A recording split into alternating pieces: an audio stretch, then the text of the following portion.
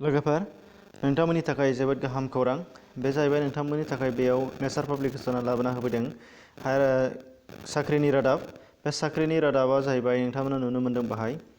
SSC CHSL हटार combined higher secondary level एग्जामिनेशननि recruitment दा बेयाव नोंथांमोना नुनो मोनदों 2020 नि थाखाय गोबांथार डिपार्टमेन्टआव गोबांथार पस्टनि थाखाय नोंथांमोननि थाखाय बाहाय रिक्रुटमेन्ट ओंखारनाय जादों 2020 नि थाखाय बाहाय नुनो मोनदों बाहाय फार्स्टआव नुगोन नोंथांमोनहा फारियै नायलांबा नुनो मोनगोन LDC lower division clerk JSA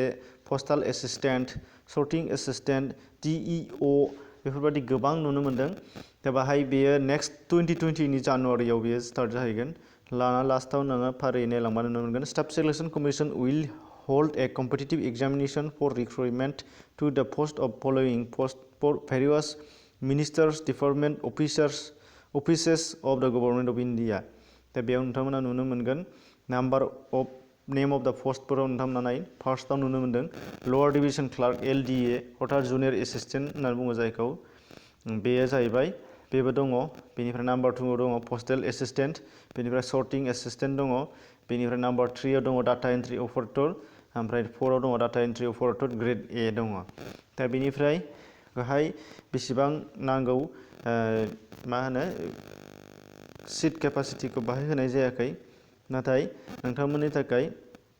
बाहाय गोबांथार पोस्ट ओंखारगोननि बाहाय मिजिंथिनो हायो जिहेतु दा डिसेम्बर नेक्स्ट जानुवारि दङ जानुवारिनि एसे सिगां बिथांमोनहा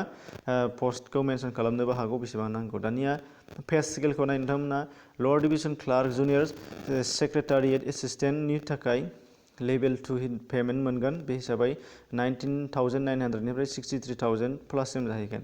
पस्टाल एसिस्टेन्ट सर्टिं एसिस्टेन्टनि थाखाय 25,000 प्लासनिफ्राय 81,000 प्लाससिम डाटा एन्ट्रि अपारेटरनि थाखाय 25,000 प्लास निफ्राय 81,000 प्लाससिम जाहैगोन बेनिफ्राय data entry operator grade A नियाथ' बांसिन जायो बेबो सेमानो 25,000 प्लास 81,000 प्लास जाहैगोन बिनिया दा बाहाय नो नाम्बार अफ भेकेन्सिस विल बी डिटारमाइन इन दुइ कर्स बेलाय भेकेन्सिफोरनि दहायनो आं बुंदों भेकेन्सिफोरनि नाम्बारखौ उनावहाय होनो हागौ होनदों नाथाय दा होथ'वाखै बिथांमोना फार्स्ट रिक्रुटमेन्ट नटिफिकेसनाव एज लिमिटआ 18 निफ्राय 27 इयार्ससिम हागोन होनदों नाथाय ST आरो OBC नि थाखाय जोङो गभर्नमेन्ट रुल बादियै 5 इयार्स रिलेक्सेसन मोनगोन आरो एक्स सार्भिसमेनाबो मोननो हागोन होनदों दा बाहाय इडुकेसनेल क्वालिफिकेसननि खोथा बाहाय नांथारगौ मिथिथारनांगौ मोनफ्रोमबो LDC JSA ओमफ्राय PASA DEO गोजौआव दंबोखायो बेफोरनि फुल फर्मा नोंथांमोना नुनो मोनदों मोनफ्रोमबो डिपार्टमेन्टनि नामफोर बेफोरो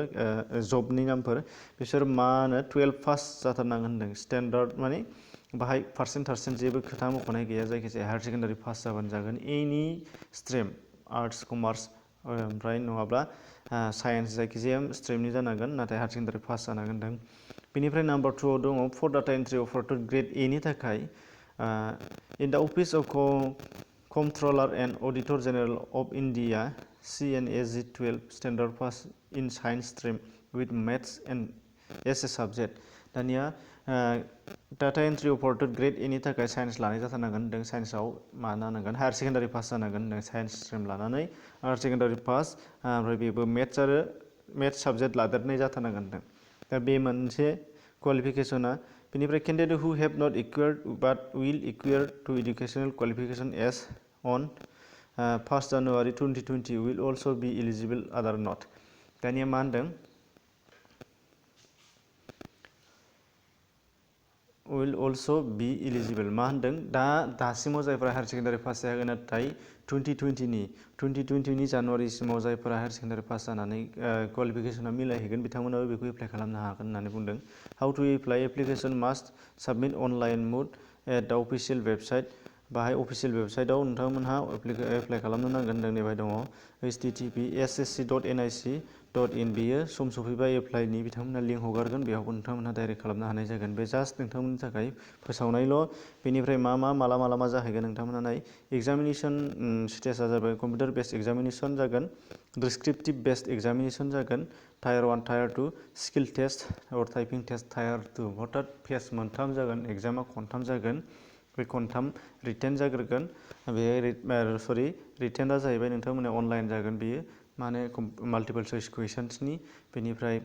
डिसक्रिप्टिभ बेस्ड माने बेखेवनानै लिरथारनांगौनि मोनसे थागोन। बेनिफ्राय स्किल टेस्ट नोंथाङा मा मा रोंमारगौ बेखौ प्रेक्टिकेल खालामनांगोन। बेनिफ्राय नोंथांमोना बाहाय डेटफोरखौ नायनानै ला। डेट अफ साबमिशना जाहैबाय 30 डिसेम्बरनिफ्राय 2019निफ्रायनो जागोन आप टु 2020नि 10 जानुवारिसिम। ओमफ्राय लास्ट डेटआ जाहैगोन रिसिभ खालामनांगौआ 10 जानुवारि 2020। बेनिफ्राय लास्ट डेट अफ दा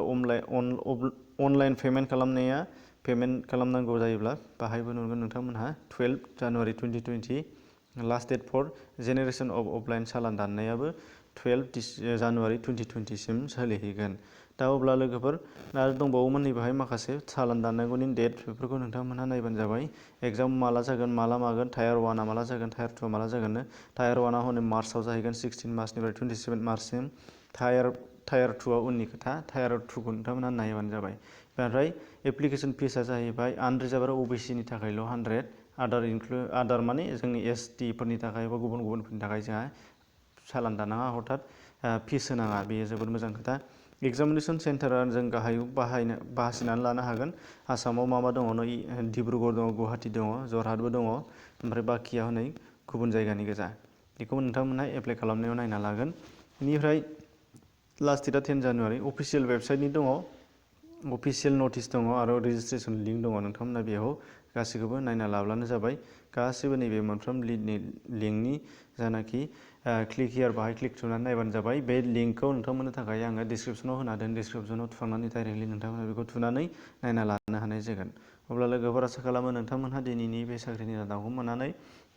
गोसोआव लानांगोन आरो नोंथांमोनहा जानुवारिसिम जा हायो एप्लाइ खालामनानै ट्राइ खालाम। मोनैनि मानि गैया, जुदि नोंथांमोना चेलेन्ज खालामोबा मोनखागोनानो। चेनेलाव गोदानै फैदों माने साबस्क्राइब खालामनानै ला, नटिफिकेसन बेलखौ थुनानै हो। डिसक्रिपसनाव हाब, गोबां भिडिअफोर नोंथांमोननि थाखाय दङ। एसेनोसै, गोजोन्थों।